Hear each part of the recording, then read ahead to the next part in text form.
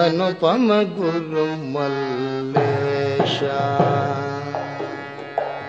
ಅನುಪಮ ಗುರು ಮಲ್ಲೇಶ. ಜನನ ಮರಣ ಭವನಾಶ, ಜನನ ಮರಣ ಭವನಾಶ. ಅನುಪಮ ಗುರು ಮಲ್ಲೇಶ.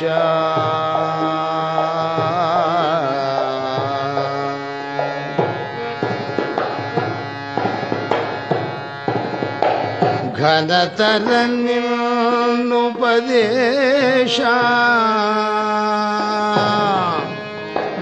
ಘನತರ ನಿನ್ನುಪದೇಶ.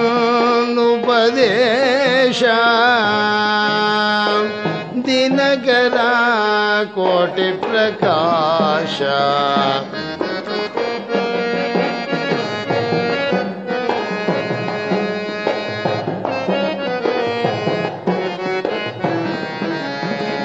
ಘನತರ ನಿನ್ನು. ಬಸವಾದಿ ಶರಣರನ್ನ ಅತ್ಯಂತ ಭಕ್ತಿಪೂರ್ವಕವಾಗಿ ಮನದಾವರೆ ಸ್ಮರಿಸುತ್ತಾ, ಮಹಾದಾಸೋಹಿಗಳು, ದಾಸೋಹ ಚಕ್ರವರ್ತಿಗಳು, ಶ್ರೀಮನ್ನಿರಂಜನ ಗುರುಮಲ್ಲೇಶ್ವರ ಮಹಾಪ್ರಭುಗಳವರನ್ನ ಮತ್ತು ಗುರು ಪರಂಪರೆಯನ್ನ ಈ ಸಂದರ್ಭದಲ್ಲಿ ಭಕ್ತಿಪೂರ್ವಕವಾಗಿ ಸ್ಮರಿಸ್ಕೊಳ್ತಾ, ಈ ದಿನ DM ಮಹಾದೇವಮೂರ್ತಿ ವಿರಚಿತ ಶ್ರೀ ಗುರುಮಲ್ಲೇಶ್ವರ ಪ್ರಭಾವಲಯ ಕೃತಿ ಲೋಕಾರ್ಪಣೆ ಸಮಾರಂಭದ ದಿವ್ಯ ಸಾನ್ನಿಧ್ಯವನ್ನು ದಯಪಾಲಿಸಿರ್ತಕ್ಕಂಥ ದೇವನೂರು ಶ್ರೀ ಗುರುಮಲ್ಲೇಶ್ವರ ಮಹಾಸಂಸ್ಥಾನ ದಾಸೋಹ ಮಠಾಧ್ಯಕ್ಷರಾದ ಶ್ರೀಮನ್ನಿರಂಜನ ಪ್ರಣವ ಸ್ವರೂಪಿ ಶ್ರೀ ಶ್ರೀ ಮಹಂತ ಮಹಾಸ್ವಾಮಿಗಳವರ ಪಾದಕಮಲಗಳಲ್ಲಿ ಅತ್ಯಂತ ಭಕ್ತಿಪೂರ್ವಕವಾಗಿ ಕೊಡಮುಟ್ಟು ಈ ಕಾರ್ಯಕ್ರಮದಲ್ಲಿ ಕೃತಿಯನ್ನ ಕುರಿತು ಮಾತನಾಡಲಿಕ್ಕೆ ಬಂದಿರತಕ್ಕಂಥ ಪ್ರೊಫೆಸರ್ M ಚಂದ್ರಶೇಖರಯ್ಯನವರೇ, ಈ ಕೃತಿಯ ಸಂಪಾದಕರಾದಂಥ ಡಾಕ್ಟರ್ ಮಹೇಂದ್ರ ಮೂರ್ತಿ ದೇವನೂರು ರವರೇ, ಮುಖ್ಯ ಅತಿಥಿಗಳಾಗಿ ಆಗಮಿಸಿರ್ತಕ್ಕಂಥ KP ಮಹಾದೇವಸ್ವಾಮಿ ಅವರು, ಕಾರ್ಯದರ್ಶಿಗಳು, ವಿದ್ಯೋದಯ ಸಂಸ್ಥೆ ಟಿ ನರಸೀಪುರ ಹಾಗೂ ಸಂಮೋಹನ ಪ್ರಕಾಶನದ ರಾಜೇಂದ್ರ ಪ್ರಿಂಟಿಂಗ್ ಪ್ರೆಸ್ನ ಮಾಲೀಕರು, ಸಾವಿರಾರು ಶರಣ ಸಾಹಿತ್ಯದ ಪುಸ್ತಕಗಳನ್ನು ಮುದ್ರಣ ಮಾಡುವುದರ ಮೂಲಕ ಮೈಸೂರು ಭಾಗದಲ್ಲಿ ಅತ್ಯಂತ ಶರಣ ಸಾಹಿತ್ಯವನ್ನು ಪ್ರಚಾರ ಮಾಡಿಸ್ತಾ ಇರತಕ್ಕಂಥ ಸನ್ಮಾನ್ಯ ಲೋಕಪ್ಪನವರೇ, ಮತ್ತೆ ಈ ಗುರುಮಲ್ಲೇಶ್ವರ ದಾಸೋಹ ಭವನ ನಿರ್ವಹಣಾ ಸಮಿತಿಯ ಅಧ್ಯಕ್ಷರಾದಂತಹ ಶ್ರೀ ಮಲ್ಲಿಕಾರ್ಜುನ ಆರಾಧ್ಯ ಅವರವರೇ, ಮತ್ತೆ ಗುರುಮಲ್ಲೇಶ್ವರ ದಾಸೋಹ ಭವನ ನಿರ್ವಹಣಾ ಸಮಿತಿಯ ಕಾರ್ಯದರ್ಶಿಯವರು ಆದಂತಹ ಪ್ರೊಫೆಸರ್ DM ಶಾಂತಪ್ಪನವರೇ,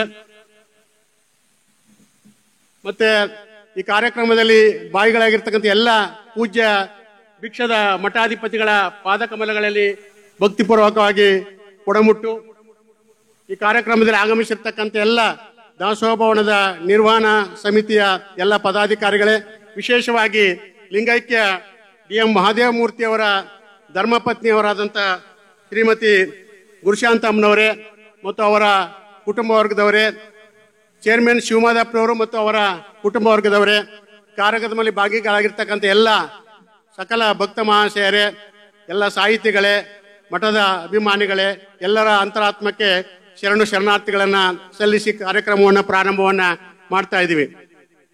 ದಾಸೋಹ ಎಂಬ ಸೋಹಗೊಂಡು ಗುರುವ ಕಂಡೆ, ಲಿಂಗವ ಕಂಡೆ, ಜಂಗಮವ ಕಂಡೆ, ಪ್ರಸಾದವ ಕಂಡೆ, ಇಂತಿ ಚತುರ್ವಿಧ ಸಂಪನ್ನನಾದೆ ಕೂಡಲ ಸಂಗಮ ದೇವ ಎಂಬ ಬಸವಣ್ಣನವರ ವಾಣಿಯನ್ನ ಉಸಿರಾಗಿಸಿಕೊಂಡು ದಾಸೋಹ ಮತ್ತು ಕಾಯಕ ತತ್ವಗಳ ಮೂಲಕ ಈ ಭಾಗದಲ್ಲಿ ಅವತಾರವೆತ್ತಿದ ಮಹಾಪುರುಷರು ಅಂದ್ರೆ ಶ್ರೀಮನ್ನಿರಂಜನ ಗುರುಮಲ್ಲೇಶ್ವರು. ಈ ಒಂದು ವೇದಿಕೆ ಸಂಬಂಧಪಟ್ಟಂತೆ ಮಾತನಾಡೋದಾದ್ರೆ, ಸುಮಾರು 4 ದಶಕಗಳ ಹಿಂದೆ ರಚಿತವಾಗಿರ್ತಕ್ಕಂಥ ಈ ಒಂದು ಕೃತಿ ಶ್ರೀ ಗುರುಮಲ್ಲೇಶ್ವರ ಪ್ರಭಾವಲಯ ಇವತ್ತು ಒಂದು ಬಿಡುಗಡೆಯ ಭಾಗ್ಯವನ್ನ ಕಾಣ್ತಾ ಇದೆ. ಇದೊಂದು ಶ್ರೀಮಠದ ಇತಿಹಾಸದಲ್ಲಿ ಇದೊಂದು ಐತಿಹಾಸಿಕವಾದ ಸಂಗತಿ. ದೇವನೂರಿನವರೇ ಆದಂಥ DM ಮಹಾದೇವಮೂರ್ತಿ ಅವರು ದೇವನೂರು ಹೈಸ್ಕೂಲ್ನಲ್ಲಿ, ಪದವಿ ಪೂರ್ವ ಕಾಲೇಜಿನಲ್ಲಿ ಕನ್ನಡ ಅಧ್ಯಾಪಕರಾಗಿ, ತದನಂತರ ಅರವೆಯ ಸರ್ಕಾರಿ ಪದವಿ ಪೂರ್ವ ಕಾಲೇಜಿನಲ್ಲಿ ಪ್ರಾಂಶುಪಾಲರಾಗಿ ನಿವೃತ್ತರಾಗಿದ್ದಂಥವರು, ಜೊತೆಗೆ ಮಠದ ಬಗ್ಗೆ ಶಿಷ್ಯರಾಗಿ ಅಪಾರವಾದ ಭಕ್ತಿ ಶ್ರದ್ಧೆಯನ್ನ ಇಟ್ಕೊಂಡಿದ್ದಂಥವ್ರು. ಮಹಾದೇವಮೂರ್ತಿಯವರ ಆಧ್ಯಾತ್ಮ, ಭಾವುಕತೆ, ಶೋಧನೆ, ಅಧ್ಯಯನ, ಆಸಕ್ತಿ, ಚಿಂತನೆಗಳ ಫಲ ಈ ಕೃತಿ. ಪ್ರತಿಭಾವಂತರಾದ DM ಮಹಾದೇವಮೂರ್ತಿಯವರು ವೃತ್ತಿ ಬದುಕಿನ ಜೊತೆಗೆ ಆ ವೃತ್ತಿನಲ್ಲಿ ಜನಪ್ರಿಯರಾಗದಿದ್ದಂತೆ ಪ್ರವೃತ್ತಿಯಲ್ಲೂ ಕೂಡ ಶ್ರೇಷ್ಠರಾಗಿದ್ದವರು. ಮಠದ ಆರಾಧನೆ ಕಾರ್ಯಕ್ರಮಗಳಲ್ಲಿ ಈ ಹಿಂದೆ ಗಂಟೆಗಟ್ಟಲೆ ತಮ್ಮ ಅಭೂತವಾದ ವಾಗ್ದಾನದಿಂದ ಭಾಷಣವನ್ನ ಮಾಡ್ತಾ ಇದ್ರು. 1973ರಲ್ಲಿ ಪರಮ ಪೂಜ್ಯ ಮಹಂತ ಸ್ವಾಮಿಗಳವರ ಒಂದು ಸಾನ್ನಿಧ್ಯದಲ್ಲಿ ಏನು ವಜ್ರ ಮಹೋತ್ಸವ ನಡೆಯಿತು, ಅವತ್ತಿನ ದಿನಮಾನದಲ್ಲಿ ಲಿಂಗೈಕ್ಯ ಬಸವಣ್ಣ ಮಹಾಸ್ವಾಮಿಗಳವರು ಈ ಗುರುಮಲ್ಲೇಶ್ವರ ಯಾರು, ಅವ್ರ ಪರಂಪರೆ ಹೇಗೆ ಆಯ್ತು, ಏಕೆ ಈ ಜಗತ್ತಿಗೆ ಅವತಾರವನ್ನು ಎತ್ತು ಬಂದ್ರು ಅನ್ನುವಂತ ಕೃತಿ ಇದೆಯಲ್ಲ, ಗುರುಮಲ್ಲೇಶ್ವರ ಮಹಾತ್ಮೆ ಮತ್ತು ಗುರು ಪರಂಪರೆ, ಆ ಕೃತಿಯನ್ನ ಬಿಡುಗಡೆ ಮಾಡುವಂತ ಸಂದರ್ಭದಲ್ಲಿ ಮಹಾದೇವಮೂರ್ತಿಯವರ ಪಾತ್ರವನ್ನ ಯಾರು ಮರೆಯಲಿಕ್ಕೆ ಸಾಧ್ಯ ಇಲ್ಲ. ದಿವಂಗತ ದೇವರಾಜು ಅರಸುರವರು ಮುಖ್ಯಮಂತ್ರಿ ಆಗಿದ್ದಂತ ಸಂದರ್ಭದಲ್ಲಿ ದೇವನೂರಿಗೆ ಬಂದಿದ್ದಂಥದ್ರಲ್ಲಿ ಆ ಸಂದರ್ಭದಲ್ಲಿ ಅತ್ಯಂತ ಮಹತ್ವಪೂರ್ಣವಾದಂತ ಭಿನ್ನವತ್ತಳೆಯನ್ನ ತಾವೇ ಸ್ವತಃ ರಚನೆ ಮಾಡಿ ಅರ್ಪಿಸಿದಾಗ ದೇವರಾಜು ಅರಸೂರವರು ಮೊನ್ನೆ DM ಸಿದ್ದಯ್ಯನವ್ರ ಜೊತೆ ಹಂಚಿಕೊಂಡ್ರಂತೆ, ನಾನು ಬೇಕಾದಷ್ಟು ಕಾರ್ಯಕ್ರಮಗಳಿಗೆ ಹೋಗಿದ್ದೀನಿ, ಇಂಥ ಒಂದು ಅದ್ಭುತವಾದಂತ ಭಿನ್ನವತ್ತಳೆಯನ್ನ ಜ್ಞಾನ ಕರಾಂಡಿಕೆ ಅಂತಕ್ಕಂಥ ಒಂದು ಭಿನ್ನವತ್ತಳೆಯನ್ನ ಅರ್ಪಿಸ್ತಾರಲ್ಲ, ಇಂಥದ್ದನ್ನ ನೋಡೇ ಇಲ್ಲ ಅಂತ ಒಂದು ಮೇರು ಸದೃಶವಾದಂತ ಅಪಾರವಾದ ಪಾಂಡಿತ್ಯವನ್ನ ಹೊಂದಿದ್ದಂತಹ ಮಹಾದೇವಮೂರ್ತಿಯವರು ಲಿಂಗೈಕ್ಯರಾಗಿರ್ತಕ್ಕಂಥದ್ದು ನಮ್ಮ ಸಮಾಜಕ್ಕೆ ತುಂಬಲಾರದ ನಷ್ಟ. ಪರಮ ಪೂಜ್ಯ ಮಹಂತ ಸ್ವಾಮಿಗಳವರ ಶಿಷ್ಯರಾಗಿ ಅನೇಕ ವೇದಿಕೆಗಳಲ್ಲಿ ನೋಡಿದ್ರು. ಮತ್ತೆ ನಮ್ಮ ಸದಾಶಿವಮೂರ್ತಿಯವರು ಕೂಡ ಈಗ ವೇದಿಕೆಯಲ್ಲಿದ್ದಾರೆ. ಶತಮಾನೋತ್ಸವ ಸಂದರ್ಭದಲ್ಲಿ ನಿರಂಜನ ಗ್ರಂಥವನ್ನು ಅವರು ಸಂಪಾದನೆ ಮಾಡಿದ್ದಾರೆ. ಆ ಗ್ರಂಥದಲ್ಲಿ ಮಹಾದೇವಮೂರ್ತಿಯವರು ಮಹಾಜಂಗಮ ಅಂತಕ್ಕಂಥ ಒಂದು ಲೇಖನವನ್ನು ಅಲ್ಲಿ ಪ್ರಚಾರ ಮಾಡಿದೆ. ನಿಜಕ್ಕೂ ಓದ್ತಾ ಇದ್ರೆ ಎಷ್ಟೊಂದು ರೋಮಾಂಚನ ಆಗುತ್ತೆ, ಭಕ್ತರಲ್ಲಿ ಶ್ರದ್ಧಾ ಭಕ್ತಿ ಬರ್ತಿದೆ. ಅಂತ ಒಂದು ಪಾಂಡಿತ್ಯವನ್ನ ಹೊಂದಿದ್ದಂತ ಮಹಾದೇವಮೂರ್ತಿಯವರ ಒಂದು ಪ್ರಭಾವಲಯ ಒಂದು ಆಚಾರ್ಯ ಕೃತಿ. ದೇವನೂರು ಭಂಡಾರದ ಒಂದು ಇತಿಹಾಸ. ಗುರುಮಲ್ಲೇಶ್ವರರು ಲಿಂಗೈಕ್ಯರಾಗುವ ಹೊತ್ತಿಗೆ ಅವ್ರಿಗೆ 17,000 ಜನ ಶಿಷ್ಯರಿದ್ರು ಅಂತ ಹೇಳ್ತಾರೆ. ಅನೇಕ ಅದರಲ್ಲಿ ಭಿಕ್ಷದ ಮಹಾಪ್ರಭುಗಳಾಗ್ಬೋದು, ಚೀಫ್ ಜಸ್ಟಿಸ್ ಮಹಾದೇವನವರಾಗ್ಬೋದು, ಕುರುಬೂರು ಮನೆಗಾರ ಮಲ್ಲಿಕಾರ್ಜುನಪ್ಪನವರಾಗ್ಬೋದು, ಹಿರೂರಿನ ಸಪ್ಯ ವೀರಪ್ಪನವರಾಗ್ಬೋದು, ಉಡಿಗಾಲದ ಬಂಡಿ ವೀರಪ್ಪನವರಾಗ್ಬೋದು, ಮತ್ತೆ ಕುರಟ್ಟಿನಲ್ಲಿ ಗದ್ದಿಯಾಗಿರ್ತಕ್ಕಂಥ ಮೂಗೂರು ಮರಿಮಾದಪ್ಪನವರೀಗ ಪಟ್ಟಿ ಬೆಳೀತಾ ಬರ್ತಿದೆ. ಅನುಪಮ ಗುರುಮಲ್ಲೇಶ, ಅನುಪಮ ಗುರುಮಲ್ಲೇಶ, ಜನನ ಮರಣ ಭಯನಾಶ, ಅನುಪಮ ಗುರುಮಲ್ಲೇಶ, ಜನನ ಮರಣ ಭಯನಾಶ, ಅನುಪಮ ಗುರುಮಲ್ಲೇಶ.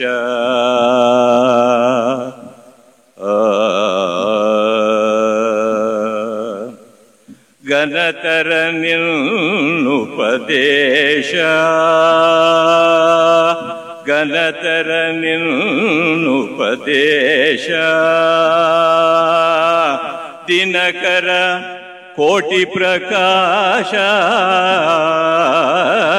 ಘನತರ ನಿನ್ನುಪದೇಶ, ದಿನಕರ ಕೋಟಿ ಪ್ರಕಾಶ, ಅನುಪಮ ಗುರುಮಲ್ಲೇಶ, ಜನನ ಮರಣ ಭಯನಾಶ, ಅನುಪಮ ಗುರುಮಲ್ಲೇಶ.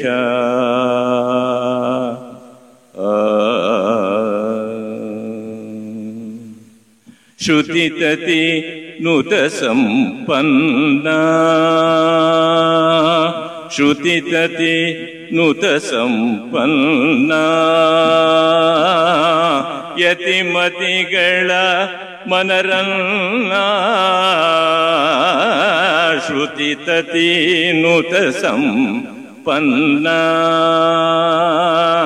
ಯತಿಮತಿಗಳ ಮನರನ್ನ,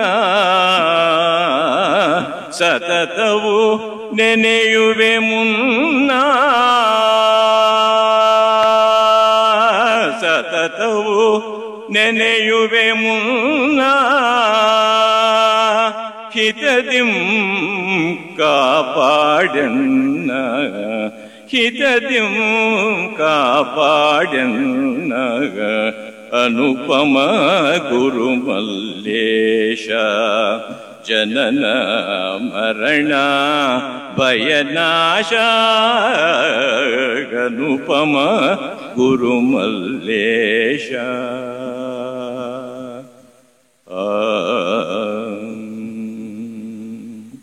ಭಜಿಸುವೆ ನಿನ್ನನು ಅಭಯ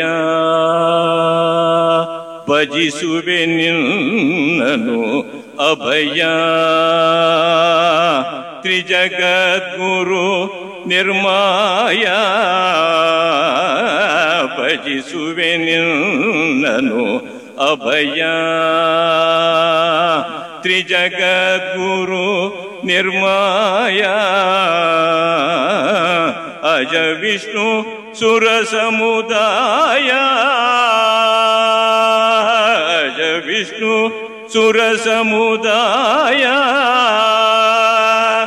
ನಿಜ ಶಿವ ಕವಿಜನ ಸುಪ್ರಿಯ ನಿಜ ಶಿವ ಕವಿಜನ ಸುಪ್ರಿಯ ಅನುಪಮ ಗುರುಮಲ್ಲೇಶ ಜನನ ಮರಣ ಭಯನಾಶ ಅನುಪಮ ಗುರುಮಲ್ಲೇಶ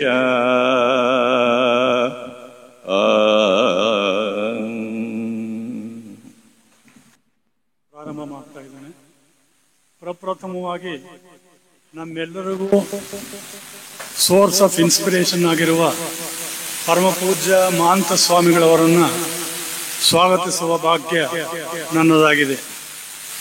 ಅವರ ಕಾಲದಲ್ಲಿ ದೀರ್ಘ ಅಧಿಕಾರದ ಅವಧಿಯಲ್ಲಿ ಈ ಮಠದ ಸರ್ವಾಂಗೀಣ ಅಭಿವೃದ್ಧಿಯನ್ನು ನಾವೆಲ್ಲರೂ ಕಂಡಿದ್ದೇವೆ. ದಾಸೋಹ ಭವನ ಆಯಿತು, ಈ ರಾಜಗೋಪುರ ಆಯಿತು, 16 ಸ್ಕೂಲ್ಗಳನ್ನು ತೆರೆದ್ರು, ಅದೆಲ್ಲ ಗ್ರ್ಯಾಂಟ್ಸ್ ಸೇರ್ಕೊಳ್ತು. ಪಾಲಿಟೆಕ್ನಿಕ್ ತೆರೆದ್ರು, ಅದೆಲ್ಲ ಗ್ರ್ಯಾಂಟ್ಸ್ ಆಯಿತು. ಅದೇ ರೀತಿ ITI ತೆರೆದಿದ್ದಾರೆ. ಮತ್ತು ಎಲ್ಲ ಶಾಲೆಗಳಲ್ಲೂ ಕೂಡ ಸಾಕಷ್ಟು ಸ್ಟ್ರೆಂತ್ ಇದೆ. ಎಲ್ಲ ಟೀಚರ್ಸು ವಿತ್ ಡೆಡಿಕೇಶನ್ ವರ್ಕ್ ಮಾಡ್ತಾ ಇದ್ದಾರೆ. ಮತ್ತು ರಾಜಗೋಪುರ ಇತ್ತೀಚೆಗೆ ತಾನೇ ಆರಂಭ ಆಯಿತು. ಮತ್ತು ಎಲ್ಲದಕ್ಕಿಂತ ಪ್ರಮುಖವಾಗಿ ಈ ದಾಸೋಹ ಭವನ ಕಟ್ಟಡ 6.5 ಕೋಟಿ ರೂಪಾಯಿ ವೆಚ್ಚದಲ್ಲಿ ಅವರ ಆಶೀರ್ವಾದದಿಂದ ಆಯಿತು. ಮತ್ತು ಶ್ರೀ ಗುರುಮಲ್ಲೇಶ್ವರರ ಕೃಪಕಟಾಕ್ಷದಿಂದ ಈಗ ಪಕ್ಕದಲ್ಲೇ ಕಟ್ಟಡವನ್ನು ಮಾಡ್ತಾ ಇದ್ದಾರೆ. ಅದಕ್ಕೆ ದಾನಿಗಳು ಸಾಕಷ್ಟು ಹಣವನ್ನು ಕೊಡ್ತಾ ಇದ್ದಾರೆ. ಮತ್ತು ಒಂದು ಮುಖ್ಯವಾದ ಸಮಾಚಾರ ಏನು ಅಂತ ಹೇಳಿದ್ರೆ, ದೇವನೂರು ಮಠಕ್ಕೆ, ಗುರುಮಲ್ಲೇಶ್ವರ ಮಠಕ್ಕೆ ಹಣವನ್ನು ಕೊಟ್ಟಾಗ, ದಾನ ಮಾಡಿದಾಗ ಆ ಸಂಪತ್ತು ವೃದ್ಧಿಯಾಗುತ್ತದೆ ಎನ್ನುವುದು ಎಲ್ಲರ ನಂಬಿಕೆ.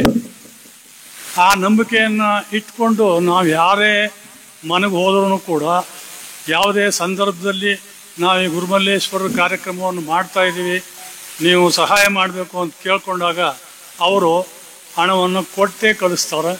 ಇದು ಶತಸಿದ್ಧ. ಇದು ನಾವು ಅನುಭವದಿಂದ ಗೊತ್ತಾಗಿದೆ. ಈ ದಿಸೆಯಲ್ಲಿ ಮಹಾನ್ ಸ್ವಾಮಿಗಳನ್ನು ನಾವು ತುಂಬ ಶ್ಲಾಘನೀಯ ಮಾಡಬೇಕಾಗುತ್ತೆ. ಏಕೆಂದರೆ ಅವರ ಅಧಿಕಾರದ ಅವಧಿಯಲ್ಲಿ ಮಠದ ಸರ್ವಾಂಗೀಣ ಅಭಿವೃದ್ಧಿಯಾಗಿದೆ. ಮತ್ತು ಅವರು ಕಾಯಕ ತಪಸ್ವಿ. ಮತ್ತು ಎಷ್ಟರ ಮಟ್ಟಿಗೆ ಅವರ ಕಾರ್ಯದಲ್ಲಿ, ಅವರ ಕಾಯಕ ತಪಸ್ಸಿನಲ್ಲಿ ನಿರತರಾಗಿದ್ದಾರೆ ಅಂತ ಹೇಳಿದ್ರೆ, ಅವರು ಲಿಂಗ ಪೂಜೆಯಲ್ಲಿ ಗುರುಮಲ್ಲೇಶ್ವರರನ್ನು ಕಾಣ್ತಾರೆ.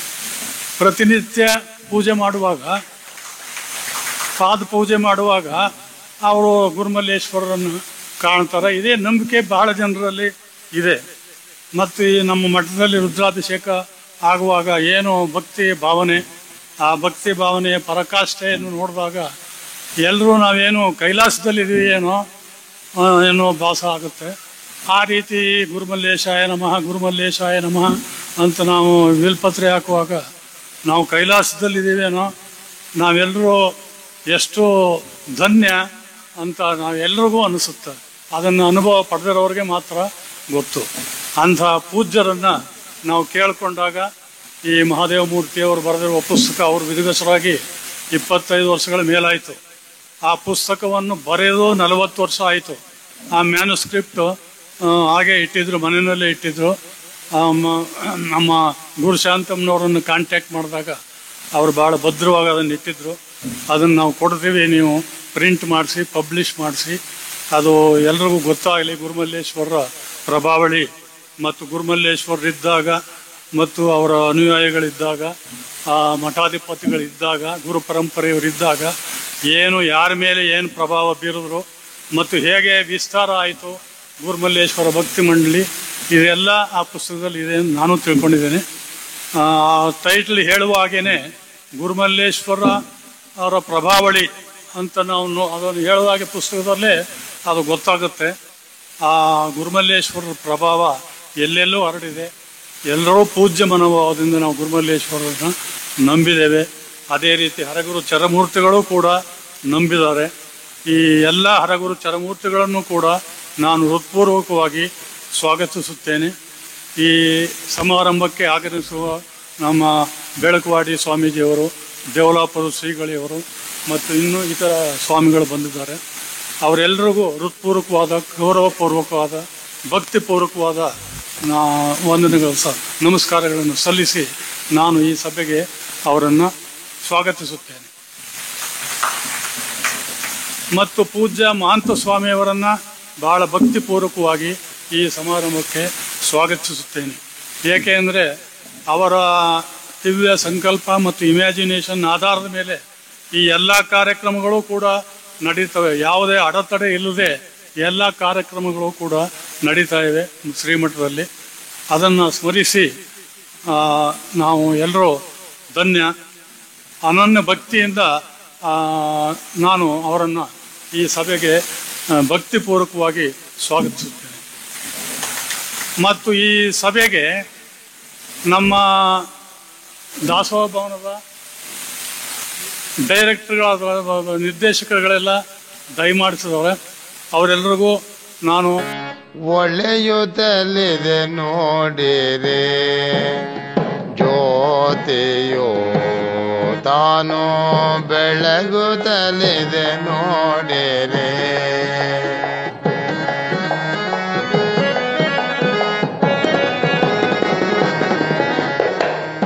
ಒಳ್ಳೆಯುತ್ತಲಿದೆ ನೋಡಿರೆ ಜ್ಯೋತಿಯೋ ತಾನು ಬೆಳಗುತ್ತಲಿದೆ ನೋಡಿರೆ ತಳತಳಿಸುವ ದಿವ್ಯ ಕಳೆಯಾದ ಪರವಸ್ತು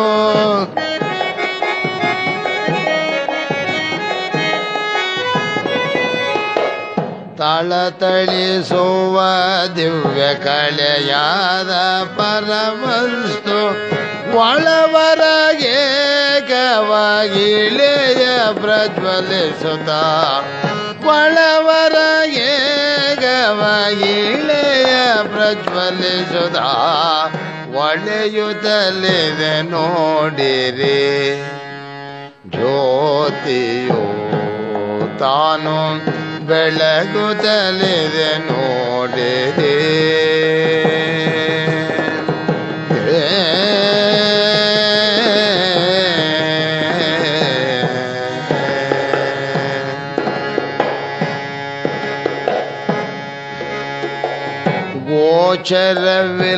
ಗೋಚರವಿಲ್ಲವಿದು ಅಜ್ಞಾನಿಗೆ ಸಾಚವೇ ಸಾಟೆಯಹುದು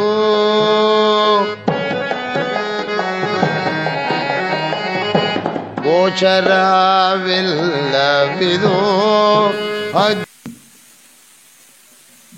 ಲಿಂಗೈಕ್ಯ ಮಹಾದೇವಮೂರ್ತಿ ವಿರಚಿತ ಗುರುಮಲ್ಲೇಶ್ವರ ಪ್ರಾಭಾವಲಯ ಕೃತಿಯನ್ನ ಬಿಡುಗಡೆ ಮಾಡಿದಂತಹ ಪರಮ ಪೂಜ್ಯ ಶ್ರೀ ಶ್ರೀ ಮಹಂತ ಮಹಾಸ್ವಾಮಿಗಳವರಿಗೆ ವೇದಿಕೆಯ ಪರವಾಗಿ ಮತ್ತು ಎಲ್ಲ ಭಕ್ತ ಮಹಾಶಯರ ಪರವಾಗಿ ಭಕ್ತಿಪೂರ್ವಕವಾದ ಶರಣು ಶರಣಾರ್ಥಿಗಳನ್ನು ಸಲ್ಲಿಸ್ತಾ ಇದ್ದೀನಿ.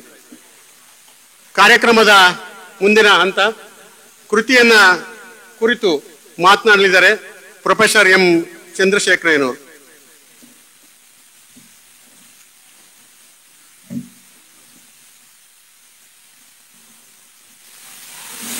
ಶ್ರೀ ಗುರುಮಲ್ಲೇಶ್ವರ ಮಹಾಪ್ರಭುಗಳನ್ನು ಅತ್ಯಂತ ಭಕ್ತಿಯಿಂದ ಸಂಸ್ಮರಿಸುತ್ತಾ ಈ ದಿವ್ಯ ಸಭೆಗೆ ಅಧ್ಯಕ್ಷರಾಗಿರುವ ಪರಮ ಪೂಜ್ಯ ಶ್ರೀ ಮಹಾಂತ ಸ್ವಾಮಿಗಳವರಿಗೆ ಅತ್ಯಂತ ಭಕ್ತಿಯಿಂದ ನಮಿಸುತ್ತಾ, ಹಾಗೆಯೇ ಈ ಸಭೆಯಲ್ಲಿ ಉಪಸ್ಥಿತರಿರುವ ಎಲ್ಲ ಹರಗುರು ಚರಮೂರ್ತಿಗಳಿಗೆ ನಮಿಸುತ್ತಾ, ಮತ್ತು ವೇದಿಕೆಯ ಮೇಲೆ ಉಪಸ್ಥಿತರಿರುವ ನನ್ನ ಮಿತ್ರರಾದ ಶ್ರೀ ಟಿ.ಎಂ. ಶಾಂತಪ್ಪನವರೇ, ಶ್ರೀಮತಿ ಗುರುಶಾಂತಮ್ಮ ಮತ್ತು ಅವರ ಕುಟುಂಬದವರೇ, ಡಾಕ್ಟರ್ ಮಹೇಂದ್ರ ಮೂರ್ತಿಯವರೇ, ಈ ಪುಸ್ತಕದ ಪ್ರಕಾಶಕರಾದ ಶ್ರೀ ಡಿ.ಎನ್. ಲೋಕಪ್ಪನವರೇ, ಶ್ರೀ ಕೆ.ಪಿ.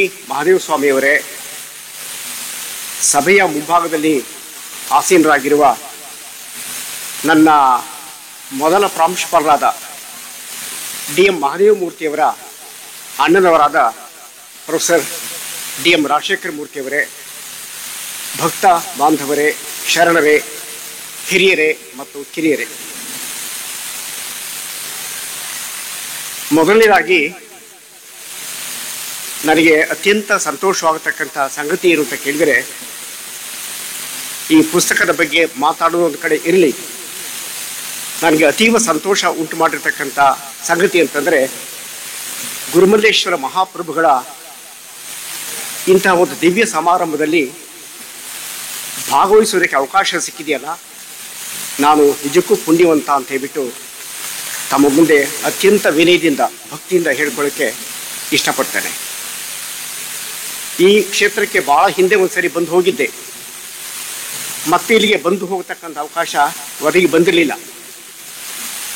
ಅಂಥ ಒಂದು ಅವಕಾಶನ ಕಲ್ಪಿಸಿಕೊಟ್ಟವರು ನನ್ನ ಕಿರಿಯ ಮಿತ್ರರಾದ ಪ್ರೊಫೆಸರ್ ಮಹೇಂದ್ರ ಮೂರ್ತಿಯವರು. ಅವರು ಈ ಕೃತಿಯನ್ನು ಸಂಪಾದನೆ ಮಾಡಿರ್ತಕ್ಕಂಥವರು. ಅವರಿಂದಾಗಿ ನಾನು ಈ ಸಂದರ್ಭದಲ್ಲಿ ತಮ್ಮ ಮುಂದೆ ನಿಂತಿರೋದಕ್ಕೆ ಅವಕಾಶವಾಯಿತು. ಅವರಿಗೆ ನಾನು ವಿಶೇಷವಾಗಿ ಧನ್ಯವಾದಗಳನ್ನು ನಾನು ಹೇಳಲೇಬೇಕು.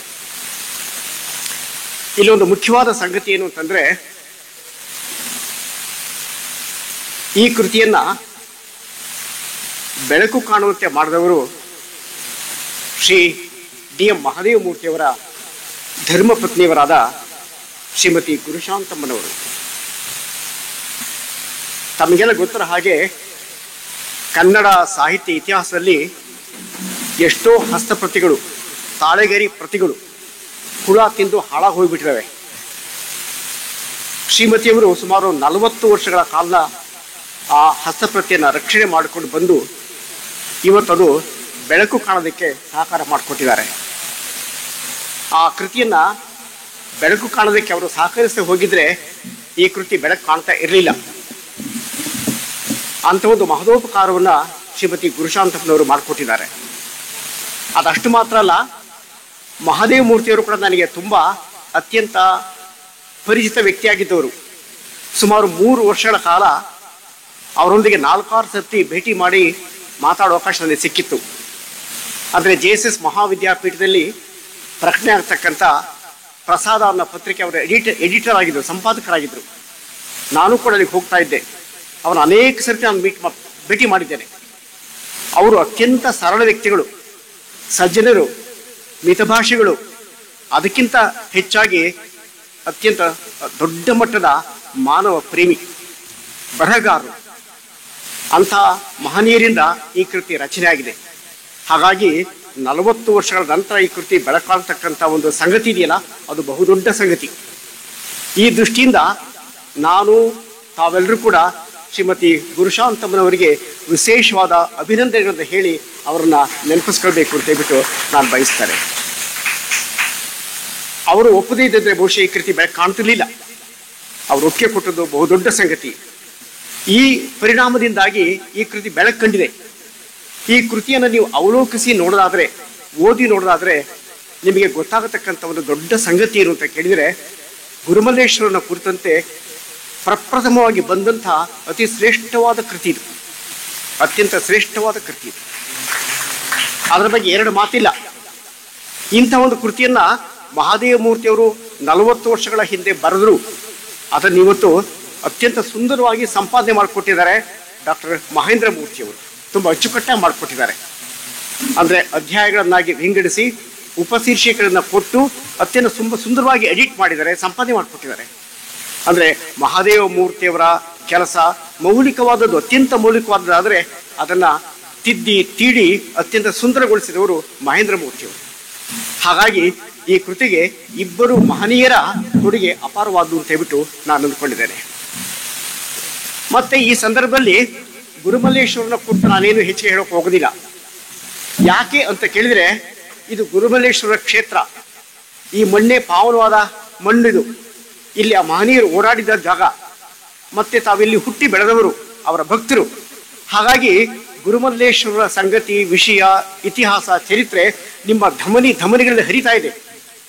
ಅಂಥವರ ಮುಂದೆ ನಾನು ಗುರುಮಲ್ಲೇಶ್ವರನ ಕುರಿತು ಹೊರಗಿಂದ ಬಂದವರು ಹೇಳಕ್ ಹೋದ್ರೆ ನಿಮಗೆ ತಮಾಷೆ ಎನಿಸ್ಬಿಡ್ಬೋದು, ಹಾಸ್ಯಾಸ್ಪದ ಅನಿಸ್ಬಿಡ್ಬೋದು. ಅದು ಹೇಗಾಗ್ಬಿಡುತ್ತೆ ಅಂತ ಕೇಳಿದ್ರೆ, ಅಜ್ಜನಿಗೆ ಕೆಮ್ಮೋದನ್ನು ಕಲಿಸ್ಕೊಟ್ಟಾಗುತ್ತೆ, ಅಥವಾ ಅಜ್ಜಿಗೆ ಕಥೆ ಹೇಳೋದನ್ನು ಕಲಿಸ್ಕೊಟ್ಟಾಗ್ಬಿಡುತ್ತೆ.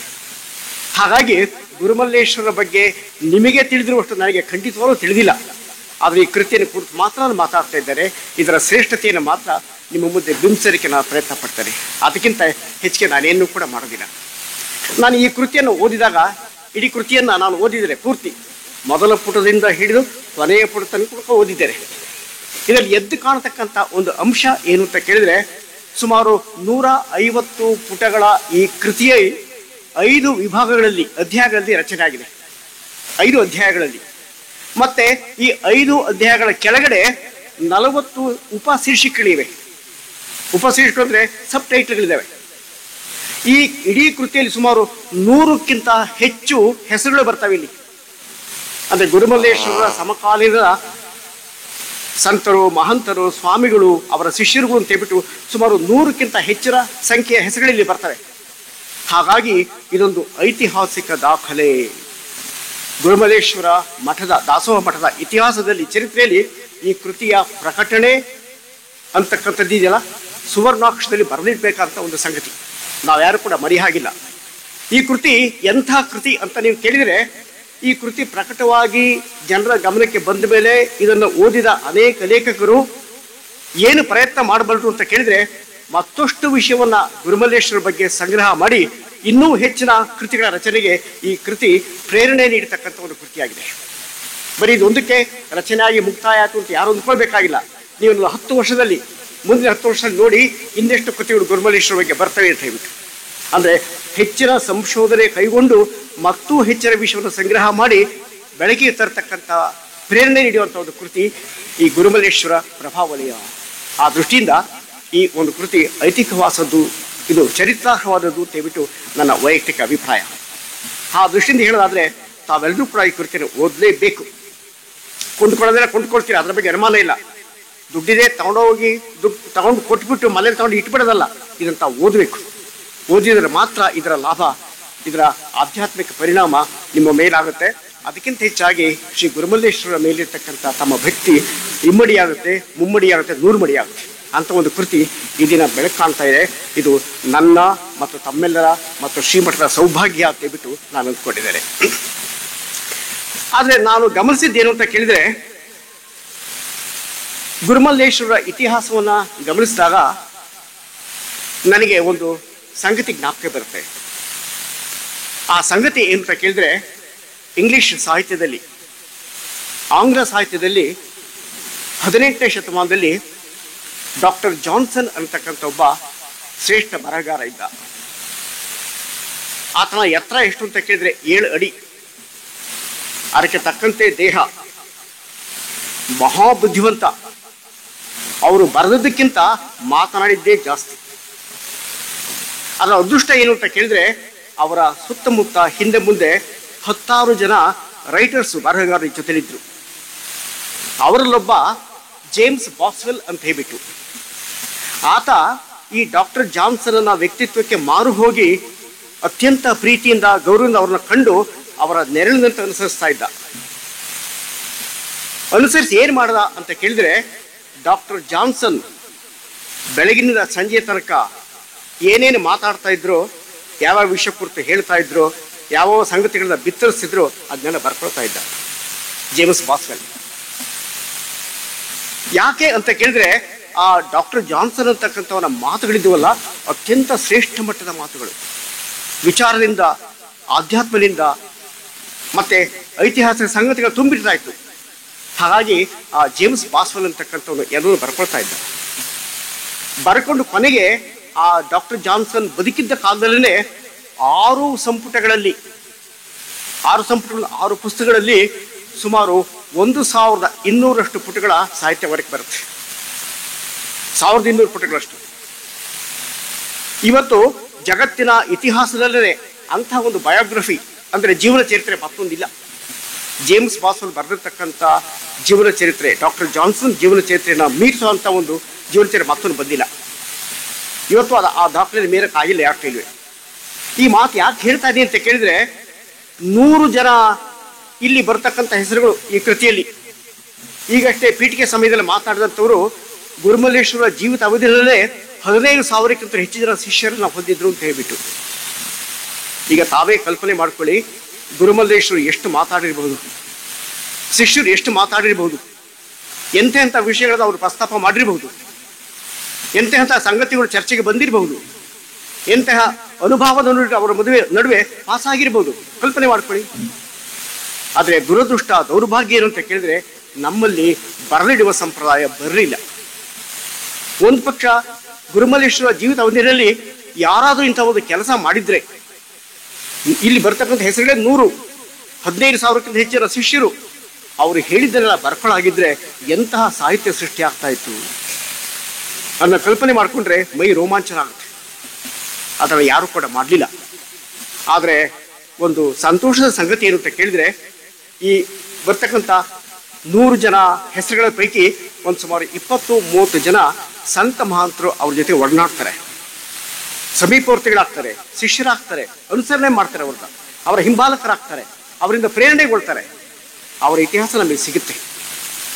ಒಂದು ಪಕ್ಷ ಏನಾದ್ರು ಕೂಡ ಸಾಧ್ಯ ಆದರೆ ಗುರುಮಲ್ಲೇಶ್ವರರು ಮತ್ತು ಇಂತಹ ಪ್ರಮುಖ ಶಿಷ್ಯರ ನಡುವೆ ಏನು ನಡೆಯಿತು ಅಂತಕ್ಕಂಥದ್ದು ಎಲ್ಲರೂ ಕೂಡ ದಾಖಲೆ ಇದ್ರೆ ಅದನ್ನು ಸಂಗ್ರಹ ಮಾಡಿ ಬರೆಯೋದಕ್ಕೆ ಈ ಕೃತಿ ಪ್ರೇರಣೆ ನೀಡುತ್ತೆ. ಹಾಗಾಗಿ ಈ ಕೃತಿ ಪ್ರಕಟ ಆಗಿರ್ತಕ್ಕಂಥದ್ದು ಸಣ್ಣ ಸಂಗತಿ, ಸಾಮಾನ್ಯ ಸಂಗತಿ ಅಂತ ತಾವ್ಯಾರು ಕೂಡ ಭಾವಿಸುವಾಗಿಲ್ಲ. ಇದೊಂದು ಐತಿಹಾಸಿಕ ಕೃತಿ, ದಾಖಲೆ ಮಾಡ್ತಕ್ಕಂಥ ಕೃತಿ. ಇದರ ಪ್ರೇರಣೆಯಿಂದಾಗಿ ಇನ್ನೂ ಅನೇಕ ಕೃತಿಗಳು ಈಚೆಗೆ ಬರ್ತವೆ. ಹಾಗಾಗಿ DM ಮಹದೇವಮೂರ್ತಿಯವರ ಕೊಡುಗೆ ಅನನ್ಯವಾದದ್ದು, ಅಪರೂಪವಾದದ್ದು. ಈ ಹಿನ್ನೆಲೆಯಲ್ಲಿ ಈ ಕೃತಿಯ ಪ್ರಕಟಣೆಗೆ ಸಹಕರಿಸಿದ ಗುರುಶಾಂತಮ್ನವರ ಸೇವೆಯನ್ನು ಕೂಡ ನಾವು ಸದಾ ಸ್ಮರಣೆ ಇಟ್ಕೊಳ್ಬೇಕು. ಅಂತ ಒಂದು ಕೃತಿಯನ್ನ ಇವತ್ತು ಬೆಳಕು ಕಾಣ್ತಾ ಇದೆ. ಈ ಕೃತಿಯನ್ನು ನಾನು 2 ಭಾಗಗಳಲ್ಲಿ ನೋಡೋದಕ್ಕೆ ಇಷ್ಟಪಡ್ತೇನೆ. 2 ಭಾಗಗಳಲ್ಲಿ ಗುರುಮಲ್ಲೇಶ್ವರರ ಜೀವಿತದ ಅವಧಿಯಲ್ಲಿ 2 ಪ್ರಮುಖ ಭಾಗಗಳನ್ನು ನಾವು ಕಾಣಬಹುದು. ಮೊದಲನೇದು ಅವರು ಮೈಸೂರಲ್ಲಿ ಇದ್ದಂತಹ ಒಂದು ಸಮಯ, ವರ್ಷಗಳು. ಎರಡನೇದು ಮೈಸೂರಿಂದ ದೇವನೂರಿಗೆ ಆಗಮಿಸಿ ಇಲ್ಲಿ ಅವರ ಆಧ್ಯಾತ್ಮ ಜೀವನ ಮುಂದುವರಿಸಿದ್ರು.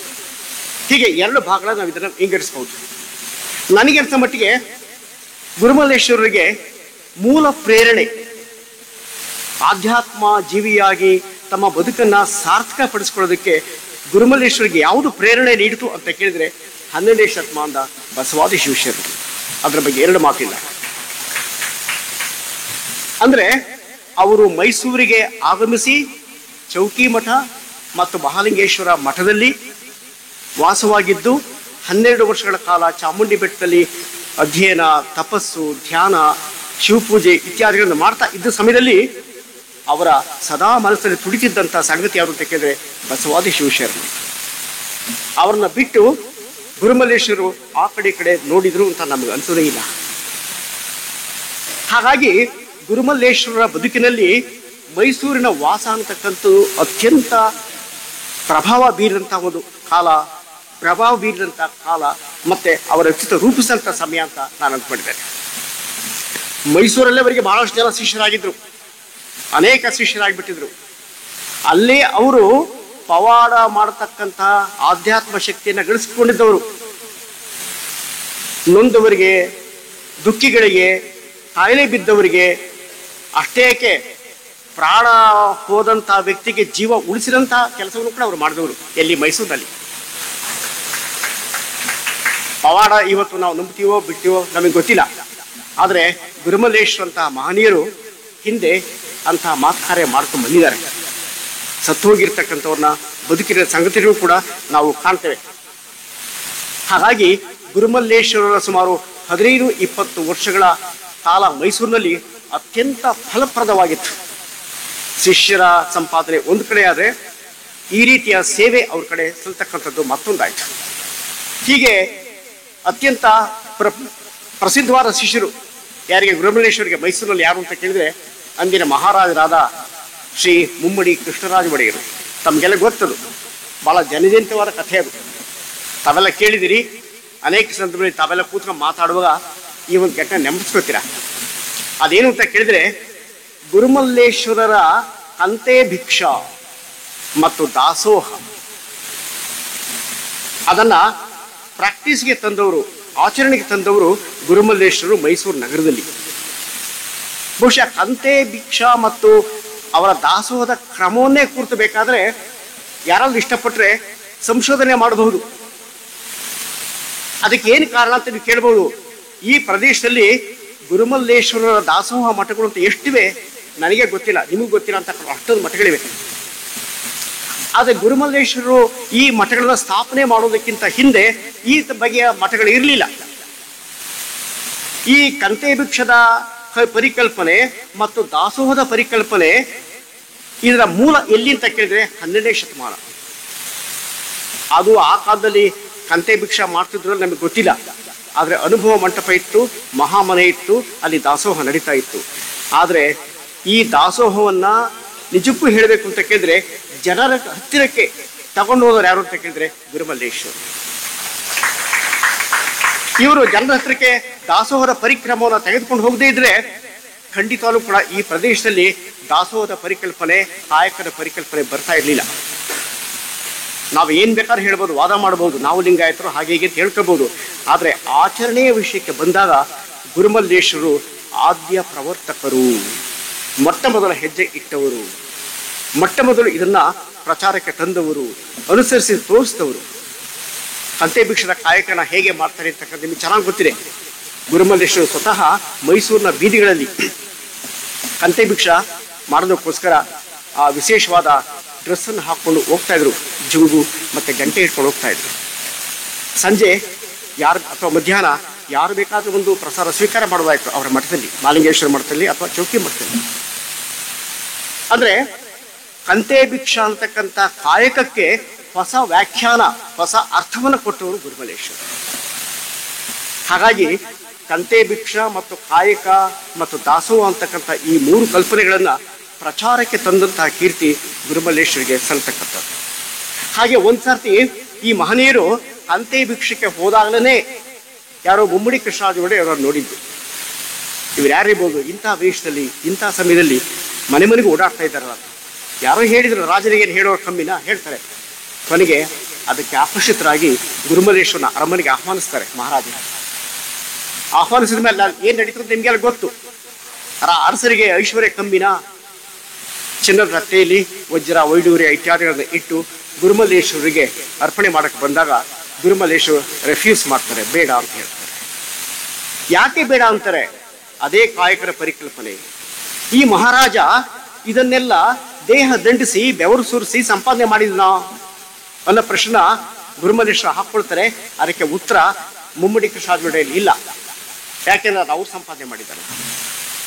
ಗುರುಮಲ್ಲೇಶ್ವರ ನೇರವಾಗಿ ಹೇಳ್ತಾರೆ, ಇದು ನಿನ್ನ ಸಂಪಾದನೆ ಇಲ್ಲ, ಇದು ಪ್ರಜೆಗಳ ಸೊತ್ತು, ಪ್ರಜೆಗಳ ಆಸ್ತಿ.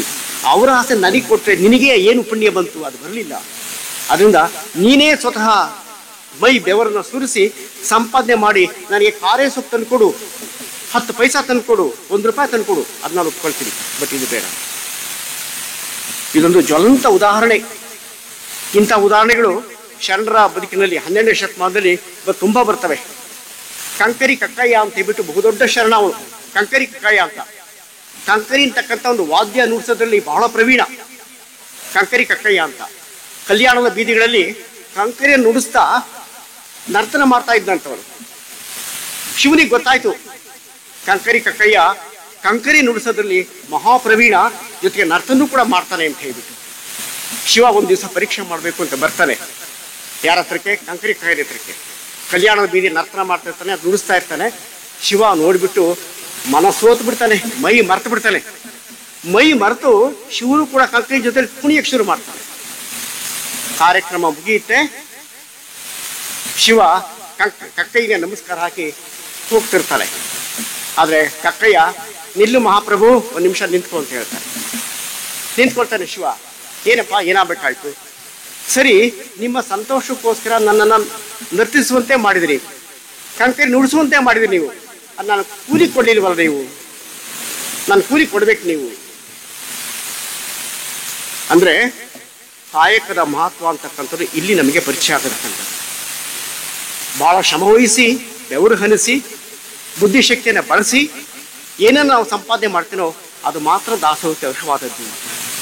ಈ ಒಂದು ವಿಷಯವನ್ನು ಯಾರಿಗೆ? ಮಹಾರಾಜರಿಗೆ ಗುರುಮಲ್ಲೇಶ್ವರರು ಅರ್ಥ ಮಾಡಿಸ್ತಾರೆ, ತಿಳಿ ಹೇಳ್ತಾರೆ. ಇದು ದುಡಿಮೆಯ ಕ್ರಮ ಹೀಗಿರಬೇಕು ಅಂತ ಹೇಳ್ತಾರೆ. ಮತ್ತು ಮುಮ್ಮಡಿ ಕೃಷ್ಣರಾಜ ಒಡೆಯರು ಅದೇ ದಿವಸ ಸಂಜೆ ಉತ್ತಳ್ಳಿಗೆಲ್ಲ ಹೋಗ್ಬಿಟ್ಟು ಒಬ್ಬ ಕಮ್ಮಾರನ ಶಾಲೆಯಲ್ಲಿ ಕಬ್ಬಣನ ಬಡಿದು ಒಂದು ಪಾವಲಿ, ಅಂದರೆ ಸುಮಾರು 4 ಆಣೆ ಅಂತ ಕಾಣ್ತಾ ಕಾಲದಲ್ಲಿ, ಅದನ್ನು ತಂದು ಗುರುಮಲ್ಲೇಶ್ವರ ಅರ್ಪಿಸ್ತಾರೆ. ಅದಷ್ಟು ಮಾತ್ರ ಅಲ್ಲ, ಮಹಾರಾಜರು ಗುರುಮಲ್ಲೇಶ್ವರಿಂದ ಲಿಂಗದೀಕ್ಷೆ ಪಡ್ಕೊಳ್ತಾರೆ. ಇಂಥ ಮಹನೀಯನ ನಾನು ಲಿಂಗದೀಕ್ಷೆ ಪಡ್ಕೊಂಡ್ರೆ ನನಗೆ ಪುಣ್ಯ ಲಭಿಸುತ್ತೆ, ನನ್ನ ಬದುಕು ಸಾರ್ಥಕ ಆಗುತ್ತೆ ಅಂತ ಹೇಳ್ಬಿಟ್ಟು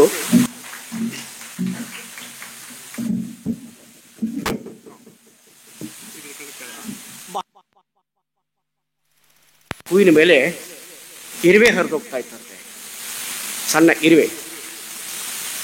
ಅದನ್ನು ಸಿದ್ಧಾರೂಢರು ನೋಡಿದ್ರಂತಲ್ಲಿ ಕೂತ್ಕೊಂಡು, ನೋಡಪ್ಪ, ದೇವನೂರಲ್ಲಿ ಗುರುಮಲ್ಲೇಶ್ವರ ಲಿಂಗ ಪೂಜೆ ಮಾಡ್ತಾ ಇದ್ದಾನೆ, ಲಿಂಗದ ಮೇಲೆ ಇಟ್ಟಂಥ ಹೂವಿನ ಒಳಗಡೆ ಒಂದು ಇರುವೆ ಹರಿತಾ ಇದೆ ಹಾಗೆ ಅಂತ ಹೇಳ್ಬಿಟ್ಟು.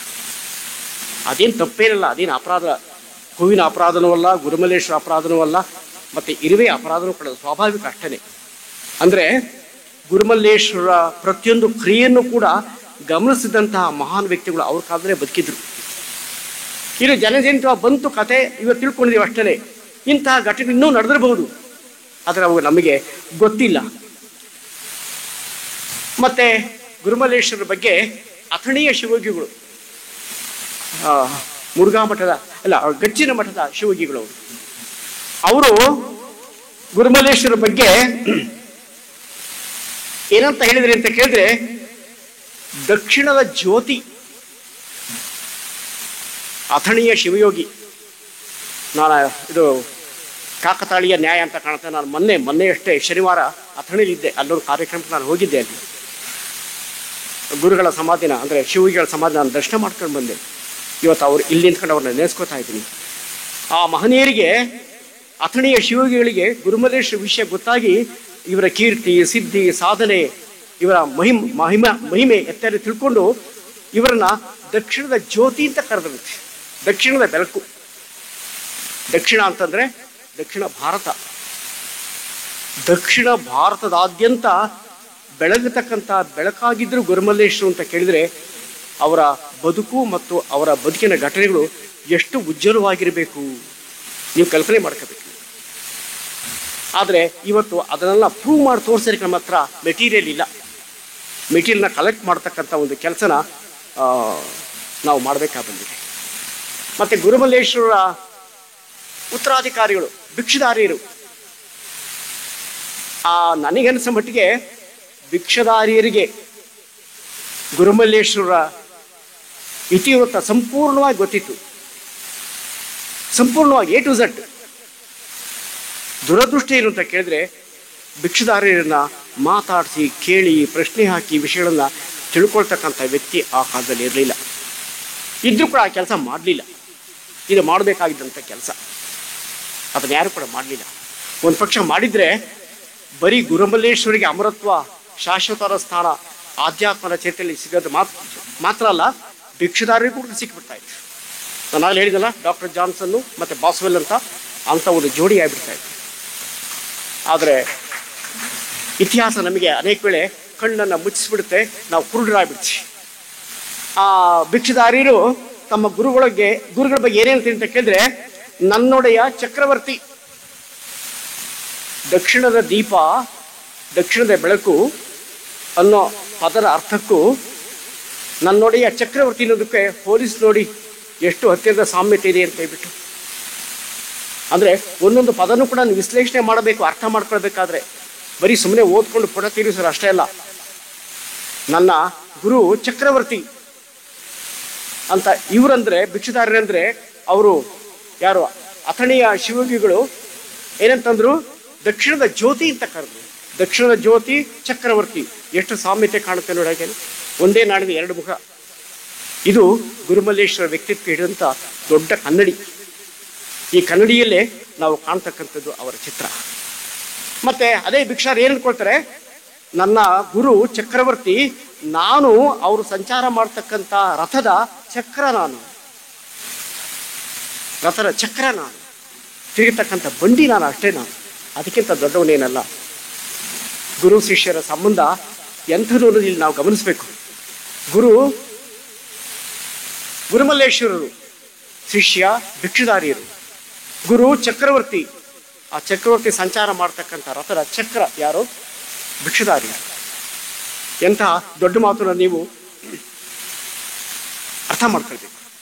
ಮತ್ತೆ ಗುರುಮಲ್ಲೇಶ್ವರರೇ ಅದೇ ಭಿಕ್ಷುದಾರರಿಗೆ ಏನಂತ ಹೇಳ್ತಾ ಇದ್ರು, ಹಾಗಾಗಿ ಏನಂತ ಅವರಿಗೆ ಎಚ್ಚರ ಮಾಡ್ತಾ ಇದ್ರು ಅಂತ ಕೇಳಿದ್ರೆ, ನೀನು ನನ್ನನ್ನ ಹೇಗೆ ಕಾಣುತ್ತೀಯೋ ಹಾಗೆ ನೀನು ಎಲ್ಲರನ್ನೂ ಕಾಣಬೇಕು. ಇದೇ ಮಾನವೀಯತೆಯ ಅನುಕಂಪೆ, ಮಾನವಲೋಕದ ಮೇಲೆ ಇರ್ತಕ್ಕಂಥ ಪ್ರೀತಿ. ಗುರುಮಲ್ಲೇಶ್ವರಿಗೆ ಜನರ ಮೇಲೆ, ಭಕ್ತರ ಮೇಲೆ, ಅನುಯಾಯಿಗಳ ಮೇಲೆ ಎಂತಹ ಪ್ರೀತಿ ಇತ್ತು ಅಂತಂದ್ರೆ, ಆ ಪ್ರೀತಿನ ಅವರು ಬದುಕಿದ ಕಾಲದಲ್ಲಿ ಅವರ ಸಮಕಾಲೀನ ಅನುಭವಿಸಿದ್ದಾರೆ. ಆದರೆ ಶಿಷ್ಯರಿಗೆ ಹೇಳಿದ್ದೇನು, ನೀನು ನನ್ನನ್ನು ಹೇಗೆ ಕಾಣ್ತೀಯೋ ಹಾಗೆ ನೀನು ಎಲ್ಲರನ್ನೂ ಕಾಣಬೇಕು. ಇದು ಭಿಕ್ಷುದಾರರಿಗೆ ಹೇಳಿದ ಮಾತು ಮಾತ್ರ ಅಂತ ಅಂದ್ಕೊಳ್ಬೇಡಿ, ಈ ಮಠದ ಸಂಪ್ರದಾಯಕ್ಕೆ ಹೇಳಿದ ಮಾತು.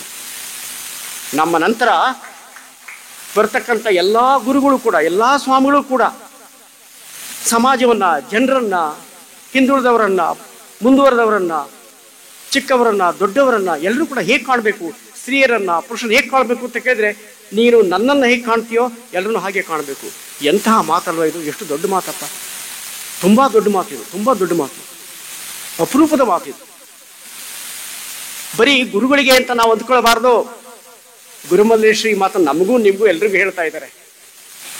ನಾವು ಎಲ್ಲರನ್ನೂ ಕೂಡ ಹಾಗೆ ನನ್ನನ್ನು ಹೇಗೆ ನಾನು ಕಾಣ್ಕೊಳ್ತೀನೋ ಎಲ್ಲರೂ ಕೂಡ ನಾನು ಹಾಗೆ ಕಾಣಬೇಕು ಅಂತ ನಾನು ಅರ್ಥ ಮಾಡ್ಕೋಬೇಕು, ತಾವು ಅರ್ಥ ಮಾಡ್ಕೋಬೇಕು, ಪ್ರತಿಯೊಬ್ಬರು ಅರ್ಥ ಮಾಡ್ಕೋಬೇಕು.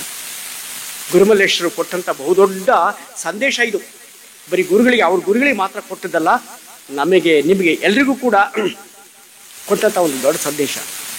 ಈ ಮಾತನ್ನು ಜ್ಞಾಪಿಸ್ಕೊಂಡಾಗ ನನಗನ್ಸುತ್ತೆ, ಗುರುಮಲ್ಲೇಶ್ವರರು ಅನೇಕ ವೇಳೆ ವಚನ ರೂಪದಲ್ಲಿ ಮಾತಾಡ್ತಿದ್ರು ಅಂತ ಅನ್ಸುತ್ತೆ, ವಚನಗಳ ರೂಪದಲ್ಲಿ ಮಾತಾಡ್ತಿದ್ರು ಅನ್ಸುತ್ತೆ. ಅಂದರೆ ಆಧ್ಯಾತ್ಮಕ್ಕೆ ಒಳಗಾಗಿ ಧ್ಯಾನದಲ್ಲಿ ಮುಳುಗಿರುವಾಗ ಅವರ ಬಾಯಿಂದ, ಅವರ ನಾಲಿಗೆ ನುಡಿತಕ್ಕಂಥ ಮಾತುಗಳು ವಚನಗಳಾಗಿತ್ತು ಅಂತ ಅನ್ಸುತ್ತೆ. ಆದರೆ ಮತ್ತೊಂದ್ಸರಿ ಅದೇ ಮಾತನ್ನು ಹೇಳಬೇಕಾಗಿ ಬರುತ್ತೆ. ನಮ್ಮ ದುರದೃಷ್ಟ, ಆ ಮಾತುಗಳನ್ನು ಯಾರು ಕೂಡ ರೆಕಾರ್ಡ್ ಮಾಡ್ಕೊಳ್ಳಿಲ್ಲ. ಹಾಗಾಗಿ ಆ ಮಾತುಗಳು ಮಿಸ್ ಆಗೋಗ್ಬಿಟ್ಟು ಅಷ್ಟೇ. ಅದಕ್ಕೆ ಒಂದೇ ಒಂದು ಉದಾಹರಣೆ, ಒಂದು ಸ್ವರವಚನ ಅವರೇ ಬರೆದತಕ್ಕಂಥದ್ದು. ಮಹಾದೇವಮೂರ್ತಿಯವರಿಗೆ ಸ್ವಲ್ಪ ದಿವಸ ನನಗೆ ಅದನ್ನು ಕಳಿಸ್ಕೊಟ್ಟಿದ್ರು. ನನಗೆ ಮಾಡಿದ ನನ್ನ ಫಕೀರನ ಸದ್ಗುರು, ಮಾಡಿದ ನನ್ನ ಫಕೀರನ ನೋಡಿರಿ ಆಶ್ಚರ್ಯ, ಪ್ರಪಂಚ ಕಳೆದು ನಾಮರೂಪಕ್ಕೆ ದೂರಾದ ಗುರು, ನಾಮರೂಪಕ್ಕೆ ದೂರಾದ ಗುರು. ಎಂಥ ಅಪರೂಪದ ಪದ್ಯ ಅದು. ಪ್ರಕಟ ಆಗಿದೆ, ಪ್ರಿಂಟ್ ಆಗಿದೆ. ತಾವು ಆ ಪದ್ಯನೂ ಕೂಡ ಓದಬೇಕು, ಅದನ್ನ ಅರ್ಥ ಮಾಡ್ಕೋಬೇಕು. ಗುರುಮಲ್ಲೇಶ್ವರ ಎಂತಹ ಅನುಭಾವಿಗಳು. ಆ ಪದ್ಯದ ಅರ್ಥವನ್ನು ನೀವು ಗಮನಿಸಿದರೆ, ನಾನು ಮೊದಲು ಬಹಳ ಹಿಂದೆನೆ 75 ಸುಮಾರಿನಲ್ಲಿ ಇನ್ನೊಂದು ದೊಡ್ಡ ಕಾರ್ಯಕ್ರಮ ನಡೆಯಿತು. ಆಗ ಒಂದು ದೊಡ್ಡ ಪುಸ್ತಕ ಪ್ರಕಟ ಆಯಿತು.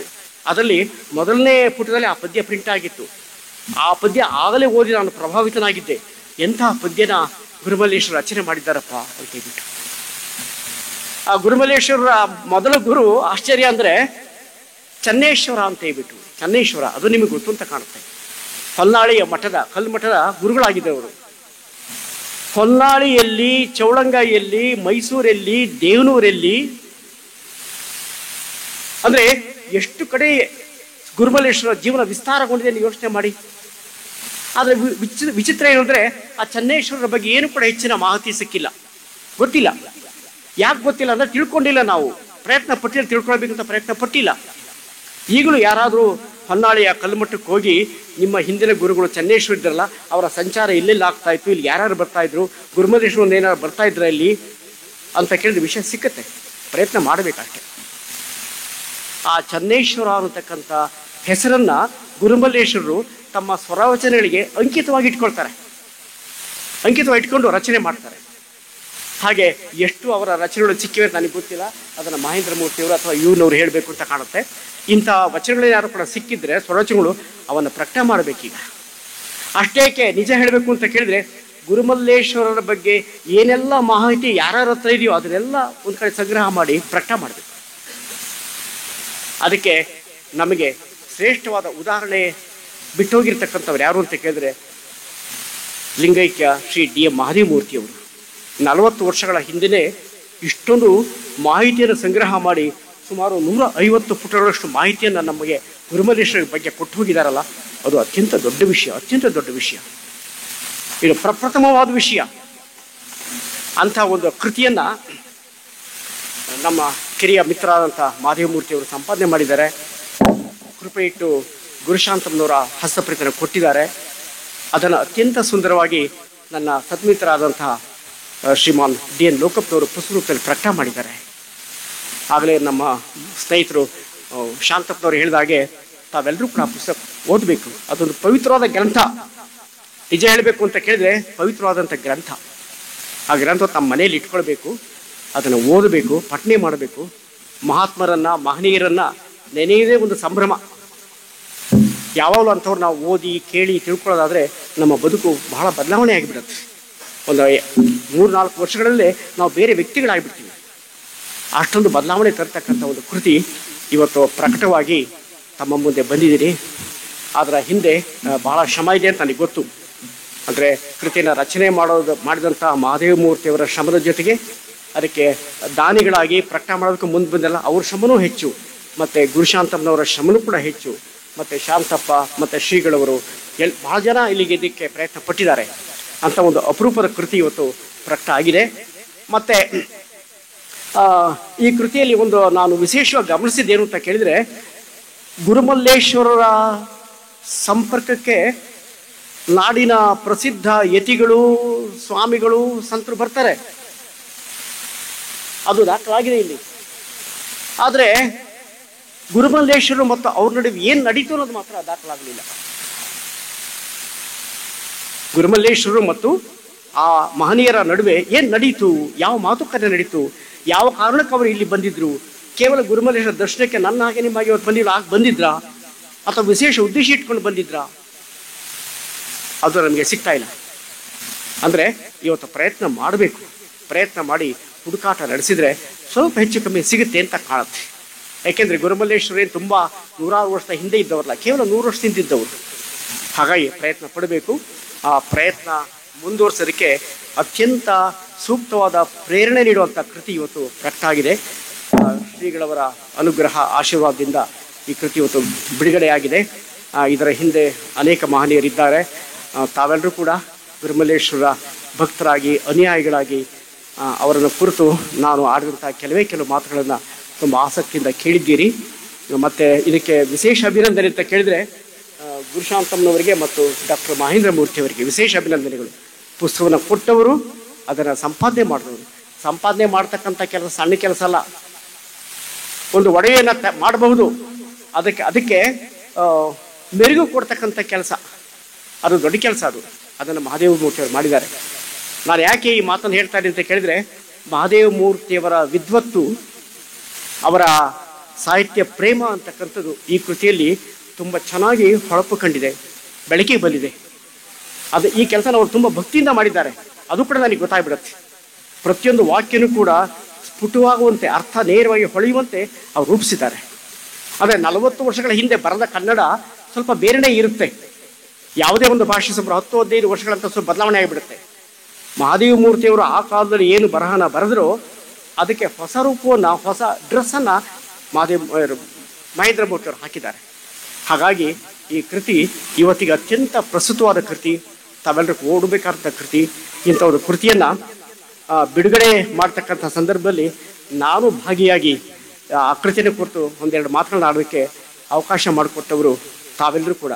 ಮಹೇಂದ್ರ ಮೂರ್ತಿಯವರು ಮುಖ್ಯರಾಗಿದ್ದಾರೆ, ತಾವೆಲ್ಲರೂ ಕೂಡ ತಾವು ಕೇಳಿದ್ದೀರಿ. ಅದಕ್ಕೆ ಪರಮ ಪೂಜ್ಯರಿಗೆ ಮತ್ತು ತಮ್ಮೆಲ್ಲರಿಗೂ ವೇದಿಕೆ ಮೇಲಿರ್ತಕ್ಕಂಥ ಎಲ್ಲ ಹರಗೂರು ಚರಮೂರ್ತಿಗಳಿಗೂ ಮತ್ತು ಎಲ್ರಿಗೂ ಕೂಡ ವಂದಿಸಿ ನನ್ನ 2 ಮಾತನ್ನು ಮುಗಿಸ್ತೇನೆ.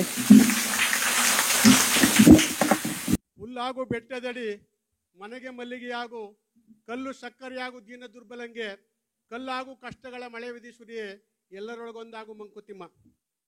ಅಭಿಮಾನ ಪೂರ್ವಕವಾಗಿ ಕಾರ್ಯಕ್ರಮಕ್ಕೆ ಆಗಮಿಸಿ ಶ್ರೀ ಗುರುಮಲ್ಲೇಶ್ವರ ಪ್ರಭಾವಲಯ ಅನ್ನುವಂಥ ಕೃತಿ ಬಗ್ಗೆ ಬಹಳ 1 ಗಂಟೆಗಳಿಗೂ ಹೆಚ್ಚು ಕಾಲ ಬಹಳ ಅಭಿಮಾನದ ಮಾತುಗಳನ್ನು ವಿದ್ವಾಂಸರಾದಂಥ ಪ್ರೊಫೆಸರ್ ಎಂ ಚಂದ್ರಶೇಖರಯ್ಯನವರು ಮಾತನಾಡಿದ್ದಾರೆ. ಗುರುಮಲ್ಲೇಶ್ವರ ಮಹಾಪ್ರಭುಗಳವರ ಸಮಕಾಲೀನರ ಬಗ್ಗೆ, ಅವರ ಪವಾಡ ಸದೃಶ ಘಟನೆಗಳನ್ನು ಉಲ್ಲೇಖ ಮಾಡಿದ್ದಾರೆ. ಈ ಒಂದು ಕೃತಿ ಒಂದು ಸಂಶೋಧನಾ ಗ್ರಂಥವಾಗಲಿ ಅಂತ ಹಾರೈಸುವಂಥ ಒಂದು ಒಳ್ಳೆಯ ಮಾತುಗಳನ್ನು ಆಡಿದಂತಹ ಪ್ರೊಫೆಸರ್ ಎಂ ಚಂದ್ರಶೇಖರನವರಿಗೆ ಮಹಾದೇವ ಮೂರ್ತಿಯವರ ಕುಟುಂಬ ವರ್ಗದವರ ಪರವಾಗಿ ಮತ್ತು ನಿರ್ವಹಣಾ ಸಮಿತಿಯ ಪರವಾಗಿ ಗೌರವ ಸಮರ್ಪಣೆ.